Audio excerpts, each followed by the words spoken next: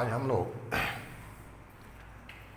स्थिर वैद्युतिकी का जो पहला चैप्टर है जिसका नाम है आवेश एवं विद्युत क्षेत्र, उसी के अभ्यास को हल करेंगे। तो इस चैप्टर का जो पहला क्वेश्चन है उसमें कहता है कि दो सूक्ष्म आवेशित गोला है। एक गोला पर आवेश है 2 गुना 10 के पावर -7 कूलम और एक गोला पर आवेश है 3 गुना 10 के पावर -7 कूलम।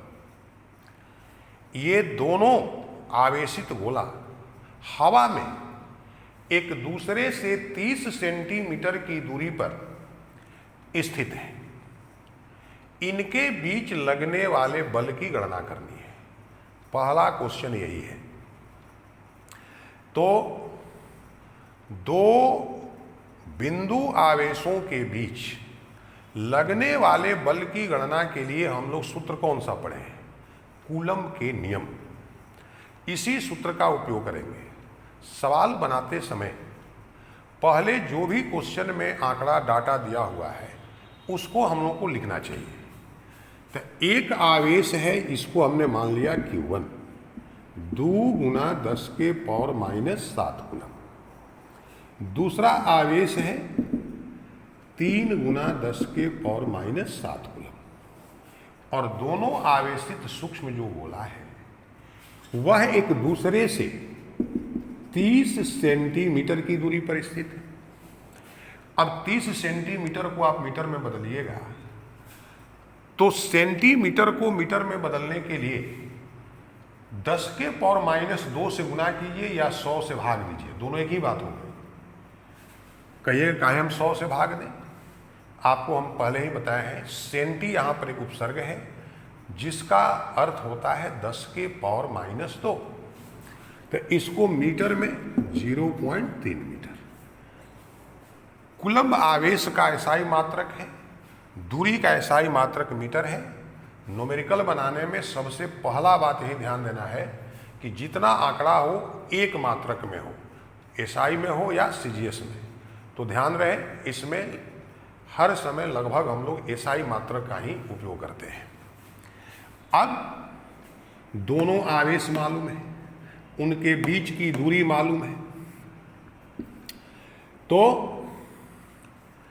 अब इनके बीच कितना बल लगेगा इसी की गणना करनी है।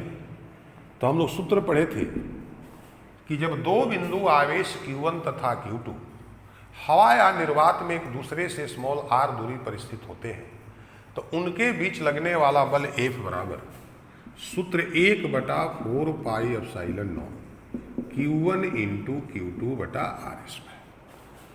अब इसी सूत्र को हम लोग सूत्र का उपयोग करके, और आंकड़ा मालूम है, Q1 भी मालूम है, Q2 भी मालूम है और R भी मालूम है।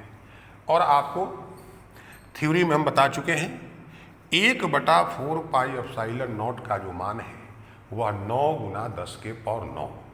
एप्सिलॉन नॉट का मान अलग से बताया गया है 8.854 गुना 10 के पावर -12, लेकिन इस पूरे का मान जो है 9 गुना 10 के पावर 9। तो इतना के जगह पर 9 गुना 10 के पावर 9। Q1 का मान 2 गुना 10 के पावर -7। Q2 का मान 3 गुना 10 के पावर -7 बटा में r²। तो 0.3 का स्क्वायर 0.09। अब इसके बाद केवल हल करना है। तो देखिए 9 गुना 10 का पावर यहाँ पर 2 गुना 3 ये 6 हो गया। यहाँ 10 का पावर 9 है, यहाँ 10 का पावर -7 है, यहाँ भी 10 का पावर -7 है। तो हम लोग जानते हैं जब आधार एक होता है और सभी आधार गुणा रूप में है तो उनके घात आपस में जुड़ जाते हैं। अब यहाँ पर 0.09 है, इसके लिए 100 ऊपर चला गया, बटा में क्या हो गया 9 से 9 कट गए। -7 और -7 -14, -14 में से 9 चला गया, क्या बच गया? -5। तो तो 6 गुना 10 के पावर माइनस 5 गुना 100। अब इस 2 जीरो से 2 को पावर में से खत्म हो जाएगा, तो F बराबर 6 गुना 10 के पावर माइनस 3 न्यूटन। तो इन दोनों सूक्ष्म आवेशित गोलों के बीच लगने वाला जो बल है वह 6 गुना 10 के पावर माइनस 3 न्यूटन हो गया। एकदम आसान क्वेश्चन है। अब इसके बाद क्वेश्चन नंबर 2 कहता है कि 0.4 माइक्रोकूलम आवेश से आवेशित एक सूक्ष्म गोला है। इसके कारण एक दूसरे आवेशित गोला पर 0.2 न्यूटन का बल लगता है। अब इसमें 2 भाग किया हुआ है। ए में कहता है यदि दूसरे गोला पर आवेश 0.8 माइक्रोकूलम है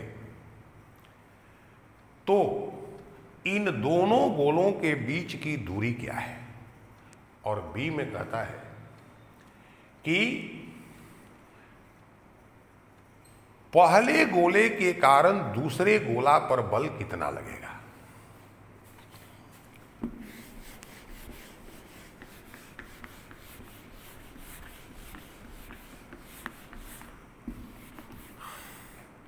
जो क्वेश्चन नंबर 2 है वो क्या है। क्वेश्चन नंबर 2 है एक 0.4 माइक्रोकूलम आवेश से आवेशित गोला पर एक दूसरे आवेशित सूक्ष्म गोला के कारण 0.2 न्यूटन का बल लगता है। तो एक गोला का आवेश है 0.4 माइक्रोकूलम। अब देखो 0.4 माइक्रो के जगह पर 10 के पावर माइनस 6 कूलम। इस दशमलव को हटाएंगे तो 4 गुना 10 के पावर माइनस 7 कूलम। अब दूसरे पर आवेश Q2 0.8 माइक्रो, 0.8 गुना 10 के पावर माइनस 6 यानी 8 गुना 10 के पावर माइनस 7 कूलम।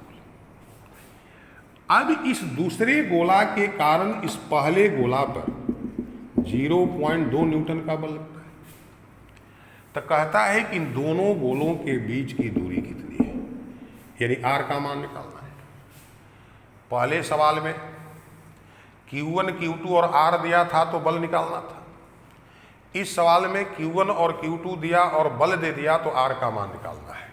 सूत्र वही लगेगा, F बराबर 1/4 पाई एप्सिलॉन Q2 बटा R स्क्वायर। तो R स्क्वायर बराबर इसको इधर ले लिए 1/4 पाई एप्सिलॉन बटा F यहाँ पर चलाया। अब सबका मान रख दीजिए। तो इसके जगह पर 9 गुना 10 के पावर Q1 4 गुना 10 के पावर माइनस Q2 8 गुना 10 के पावर माइनस F 0.2।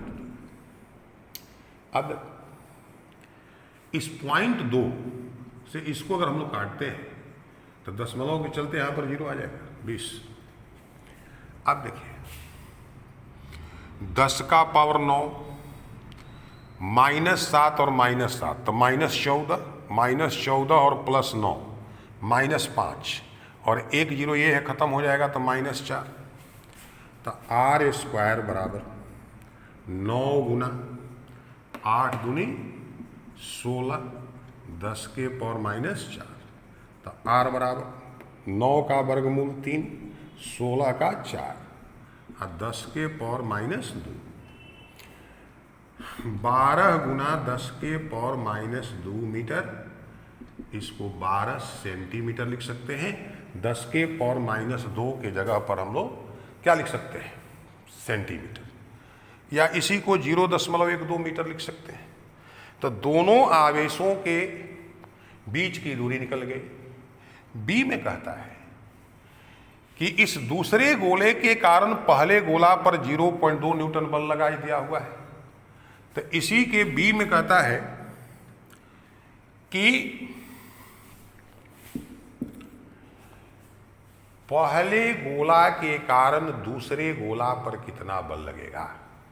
तो हम लोग थ्योरी में सिद्ध कर चुके हैं कि दो आवेशित वस्तुएं जो एक दूसरे पर बल लगाती है, उस दोनों बलों का परिमाण क्या होता है, बराबर होता है। दिशाएं जो है विपरीत होती है। तो चूंकि दूसरे गोला द्वारा पहले पर लगाया गया बल 0.2 न्यूटन है, इसलिए पहला गोला द्वारा दूसरा पर लगाया गया बल भी 0. क्या होगा, 2 न्यूटन। ये क्वेश्चन नंबर 2 हो गया। अब देखिए क्वेश्चन नंबर 3।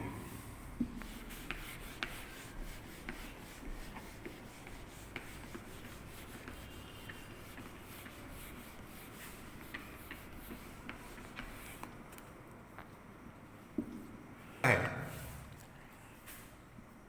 कि अनुपात ke² बटा g एमी एमपी कहता है दिखाइए कि यह अनुपात जो है वह विमाहीन है और इसमें उपस्थित नियतांकों का मान रखकर इस अनुपात का मान ज्ञात करना है।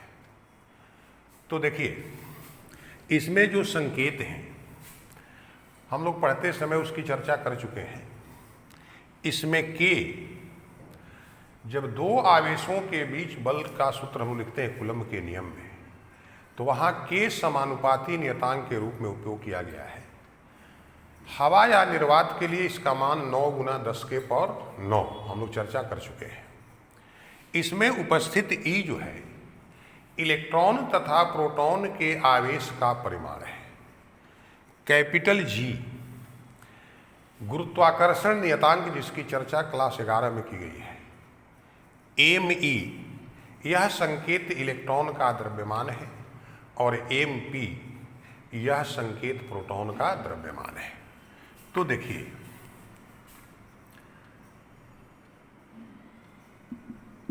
इलेक्ट्रॉन तथा प्रोटॉन के बीच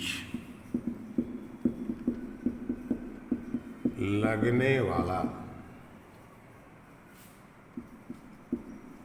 विद्युत बल Fe बराबर, तो इसके लिए कूलम्ब का नियम सूत्र है कि Q1 Q2, तो इलेक्ट्रॉन के आवेश के परिमाण को भी स्मॉल ई से सूचित करते हैं, प्रोटॉन के आवेश के परिमाण को भी स्मॉल ई से सूचित करते हैं।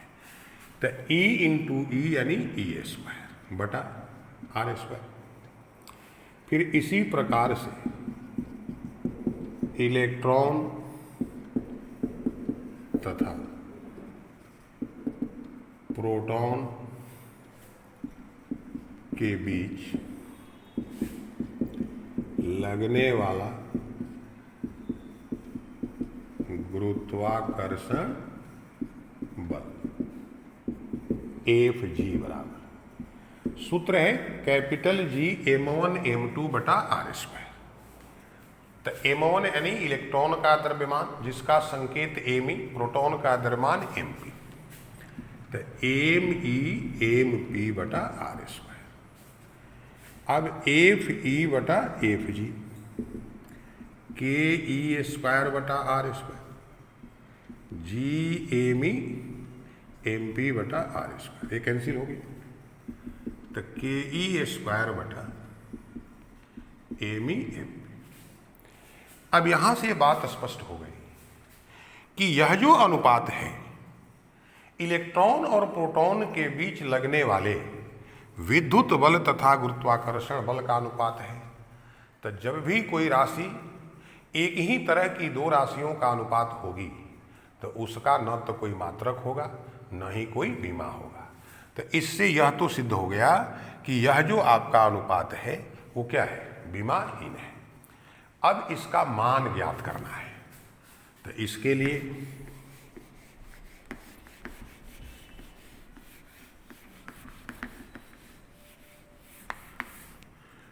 अब के का मान 9 गुना 10 के पावर 9। ई का मान 1.6 गुना 10 के पावर -19 स्क्वायर है, तो 1.6 गुना 10 के पावर -19 बटा में जी का मान 6.67 गुना 10 के पावर -11। ए में ई इलेक्ट्रॉन का द्रव्यमान है 9.11 गुना 10 के पावर -31 और एमपी प्रोटॉन का द्रव्यमान है 1.67 गुना 10 के पावर -27। इसी को हम लोग हल कर देंगे तो इसका मान निकल जाएगा। तो देखिए पहले तो इस तीनों का गुना करना पड़ेगा 6 6 7 9 1 1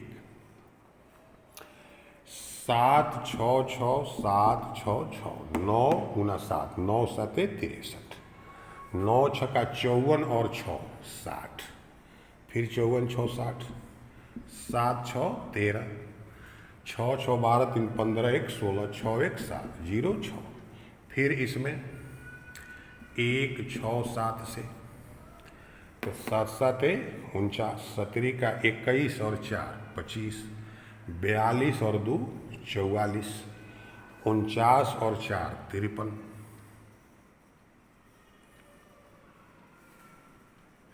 53 और 7 छक 42 फिर 6 7 42 18 और 4 22 36 और 2 38 42 और 3 45 और 6 का 36। अब 1 से 7 3 6 7 0 6 9 5 2 7 4 2 6 7 6 13 3 1 4 4 8 4 12 3 15 5 1 6 5 11 6 17 2 1 3 4 3 7 7 14 6 4 10 1 11 6 3 9 1 10 दशमलव के बाद यहाँ भी 2 यहाँ भी 2 यहाँ भी 2 तो 1 2 3 4 5 6 101.47। अब इतना लंबा है, हम लोग इसको अगर हटाते हैं तो ये 7 8 बन जाएगा, इसको करेंगे तो 4 होगा, इसमें कोई परिवर्तन नहीं, हटाएंगे तो 8। तो आप इसको नीचे लिख सकते हैं 101.48। तो देखिए बराबर 16 गुना 16 256, तो 9 गुना 2.56 बटा में इसको आप लिख लीजिए 101.48। अब केवल 10 का घात, तो 10 का पावर यहाँ पर 9 है, -19 -19, ये नीचे तीनों माइनस से ऊपर जाके प्लस होगा, तो +11 +31 +27। अब इसी को हम लोग को हल कर देना है। तो दशमलव के बाद यहाँ भी 2 अंक है, खत्म हो जाएगा। 9 छक्का 54, 9 बचे 45 और 5 50, 18 और 5 23, 101 4 8। अब देखिए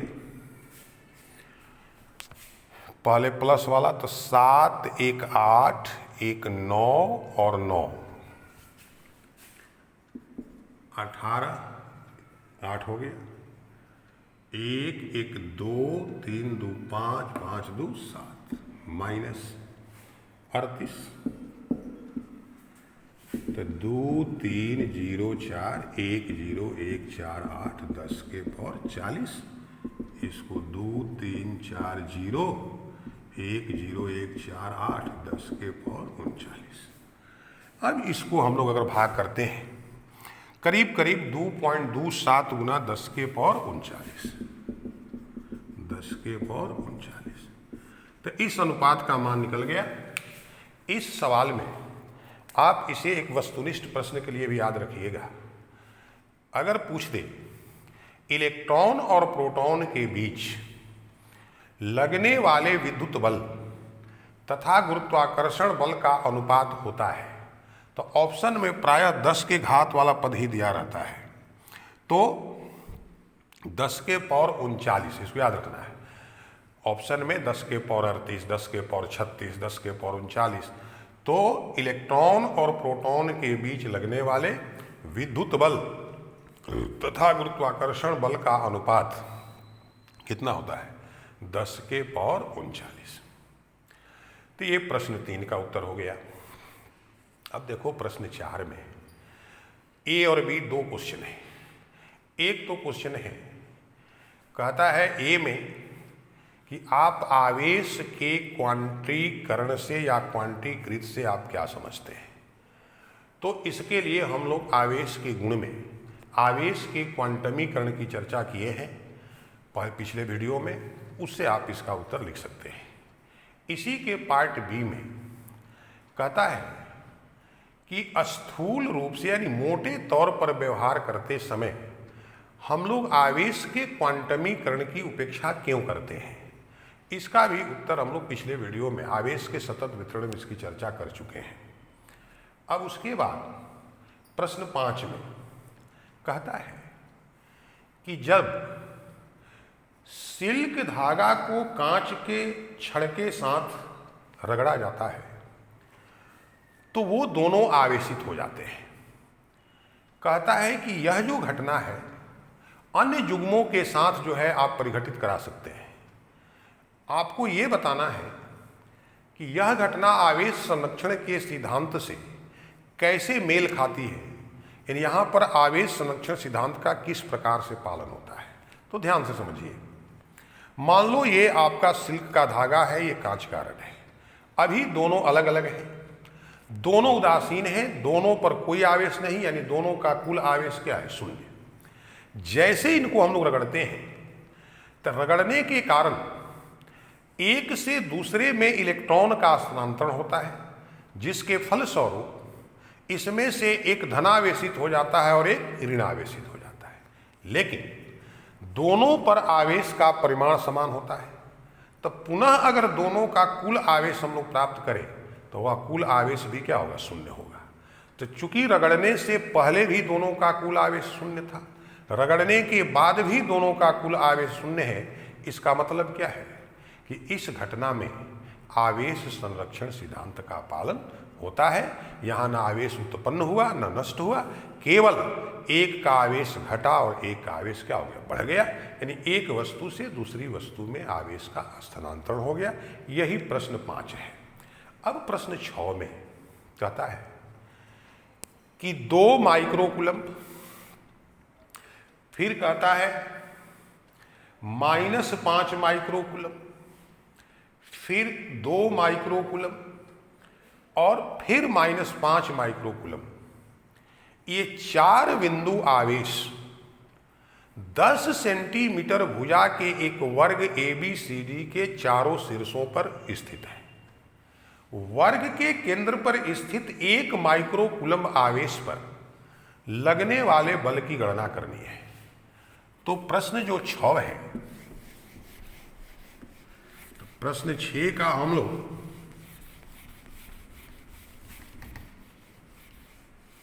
सवाल क्या है? तो एक वर्ग है जिसकी भुजा है 10 सेंटीमीटर, ABCD। इसकी प्रत्येक भुजा कितनी है? 10 सेंटीमीटर। A पर 2 माइक्रोकूलम्ब आवेश, B पर -5 माइक्रोकूलम्ब, C पर फिर 2 माइक्रोकूलम्ब और यहां भी -5 माइक्रोकूलम्ब।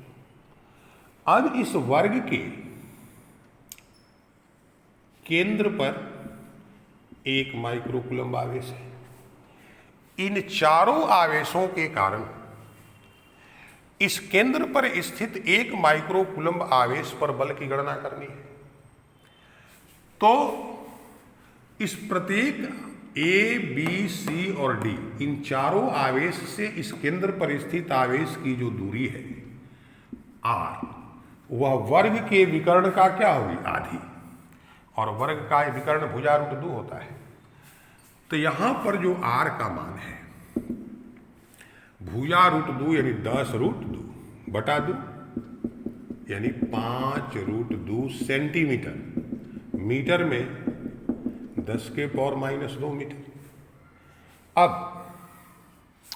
यह जो 2 माइक्रोकूलम्ब आवेश है, हम लोग नियम क्या पढ़े हैं कि किसी भी एक आवेश पर अगर बहुत आवेश के कारण बल निकालना हो तो पहले सभी आवेश के कारण उस पर लगने वाले बल की गणना करते हैं और फिर उनका सदिशीय योग हम लोग याद करते हैं।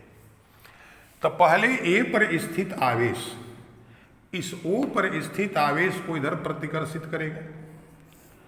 इसको हमने मान लिया FOA, मतलब O पर स्थित आवेश पर A के कारण लगने वाला बल।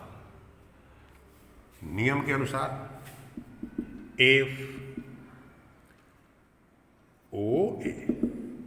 सूत्र है हम लोगों के पास 1/4πε Q1 Q2/r²।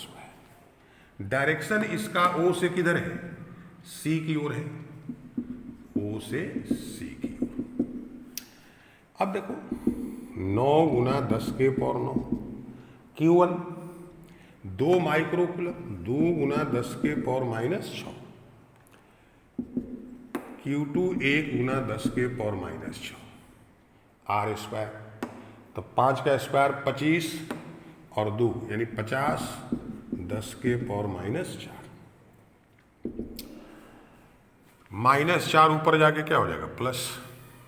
चाहे एक -4 है ना, इस जीरो को हटा दीजिए तो -3 9 व 3 12। अब -6 और -6 12 तो +12 और -12 पावर क्या हो गया? 0। तो बच गया केवल 9 × 2 यानी 18/5। समझे कि नहीं? 10⁻⁹ यहाँ -4 है लेकिन इस शून्य के चलते ही -3 हो गया, ऊपर जाके +3 तो 9 3 12 -6 और -6 ये भी पावर -12 हो गया। अब 10 का पावर +12 और 10 का पावर -12 ये खत्म हो गया तो बच गया 9 × 2 18/5। तो 5 दिया 15 3 बच गए इतना न्यूटन। ओ से किधर? सी की। इसी प्रकार से शीश के कारण ओ पर लगने वाला बल, इसका दिशा इधर चूंकि ये प्रतिकर्षित करेगा FOC। तो FOC सूत्र तो वही लगेगा Q1 Q2/r² बराबर। इसकी दिशा O से A की वही 9 × 10⁻⁹ 2 × 10⁻⁻⁶ 1 × 10⁻⁻⁶ दूरी वही है 50 × 10⁻⁻⁶ सेम चीज है। यह भी बल वही आ गया 3.6 न्यूटन। तो इन दोनों बलों का परिमाण बराबर है, दिशा विपरीत है, तो इन दोनों का जो नेट बल है वो क्या हो जाएगा? 0। तो चूंकि FOA = -FOC इसलिए FOA + FOC = 0। तो इन दोनों आवेश के कारण इस O पर स्थित जो 1 माइक्रोकूलम्ब आवेश है उस पर नेट बल 0 हो गया। अब इसी प्रकार से इन दोनों के कारण निकाल कर देखते हैं क्या आता है। इतना समझ गए?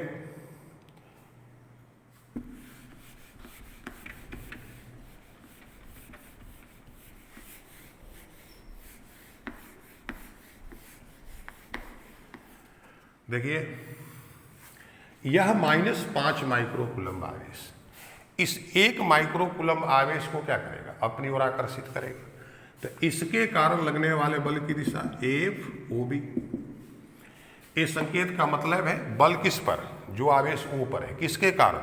B के कारण। तो FOB सूत्र तो वही लगेगा Q1 Q2/r²। O से B की ओर